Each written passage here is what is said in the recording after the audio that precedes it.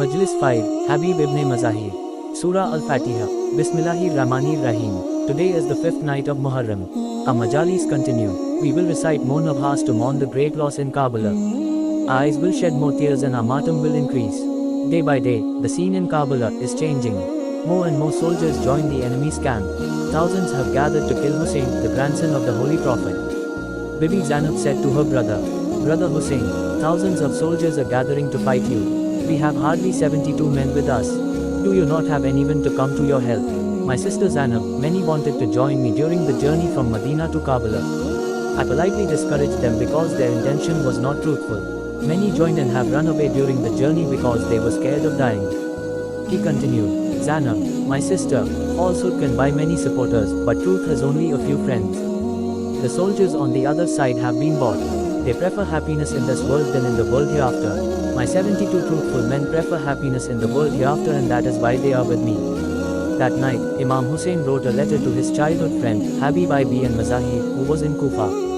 Kufa was blocked off and nobody was allowed to leave. Habibnemazaahir did not know the whereabouts of Imam Hussain until the letter from Hussain arrived at his house.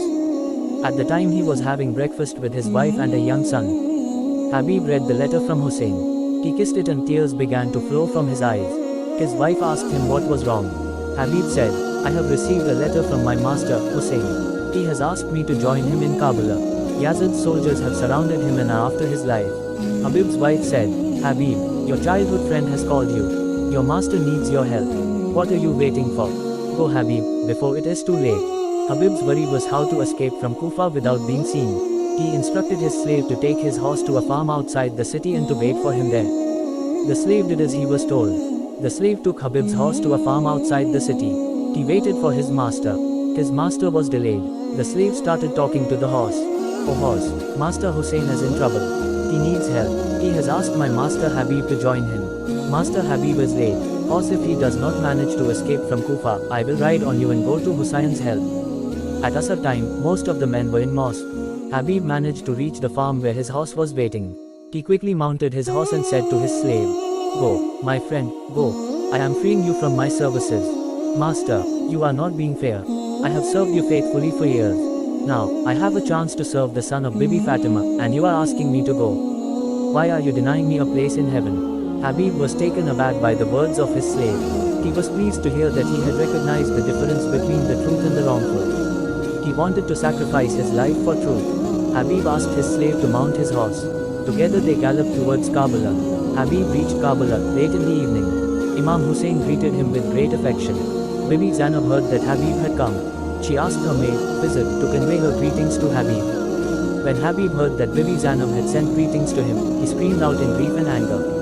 He threw his turban down onto the ground. He slapped his face. Tears rolled down his cheeks as he spoke. What a sad day. What has happened to the household of Bibi Fatima? The princess, granddaughter of the Holy Prophet, the daughter of Ali and Fatima, is sending her greetings to an ordinary person like me. Yazid, you beast, you tyrant. What have you done to the household of Bibi Fatima? Days and nights of Muharram passed by, and Ashura came. At dawn, Ali Akbar gave azan for the last time. Yazid's soldiers blew the trumpets to start the battle. One by one, Hussein's companions went to the battlefield and gave their lives for Islam. Hussain, Abbas and Ali Akbar were busy from dawn to midday, collecting bodies from the battlefield. Between Dhuhr and Asr time, habibnemazaahir came to Hussain. He said, My master, Hussain, allow me to go to the battlefield. Let me sacrifice my life for Islam. Habib, my childhood friend, stay with me. You give comfort to me, my friend. Habib persisted with his request. Eventually Hussain gave his permission. Hussain mounted his friend, Habib, on the horse. Habibnemazaahir rode into the battlefield. He fought bravely but was finally overpowered. He fell to the ground. As Habibnemazaahir fell to the ground, an enemy soldier came over and cut off his head. All the martyrs of Karbala had their heads cut off, but Habib's was the first to be cut off by the enemy. Habib's head was not hung on the spearhead like that of the other martyrs. Habib's head was tied to a horse and pulled along the land of Karbala. Later on, in Sham, Habib's head was tied to a horse's neck. A young boy called Qasim followed the horse wherever it went. One day, the man riding the horse asked the young boy Qasim, Why are you following me around? What do you want? Qasim just looked at the head hanging from the horse's neck. The man asked again, Why are you staring at the head? This head is the head of my father, Habib ibne Mazaahir. Please give it to me so that I can bury my father's head. Habib's head seemed to look at his son and say, My son Qasim, you are thinking of burying my head. What about the head of Hussain on that spearhead? Inna lillahi wa inna ilaihi raji'un. We are from Allah and to him we will return.